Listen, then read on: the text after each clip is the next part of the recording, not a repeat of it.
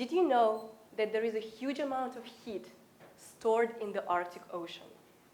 It has been shown that if all this heat is released to the surface, all ice will be gone in a season.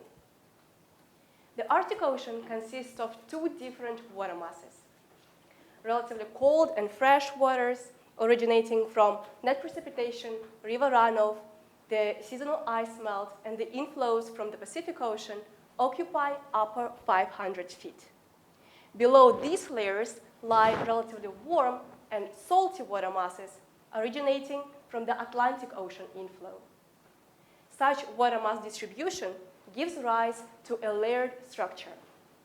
You can envision this layered structure as a many-layer cake.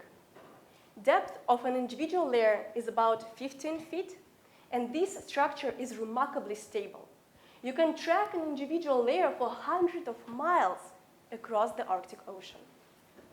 The overarching theme of my research relates to heat transport through these layers, which has essential relevance to Arctic sea ice cover and climate. In particular, I look for a small-scale mixing process that is called double diffusive convection, that is prevalent throughout the Arctic and is believed to be responsible for the formation of these layers. Double diffusive convection is heat convection in the presence of salt water. We are all familiar with the heat convection. It is a process when the heated fluid is moving away from the source of heat, like boiling water in a pot. In this case, the heat source is fire. In the case of the Arctic Ocean, the heat source is the inflow from the Atlantic Ocean. And one would think that all these warm waters would simply rise to the surface. This doesn't happen, because sea water is salty, and the presence of salt prevents this rising motion and creates this layered structure.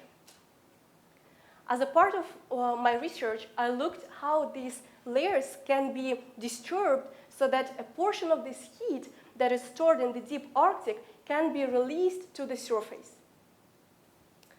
And my research showed that this role can be served by the ocean eddies. An ocean eddy is an analog to the atmospheric hurricane. They rotate, disturb layers, release heat to the surface. It is important to quantify this extra vertical heat transport for better predictions of sea ice cover and Arctic climate. Thank you.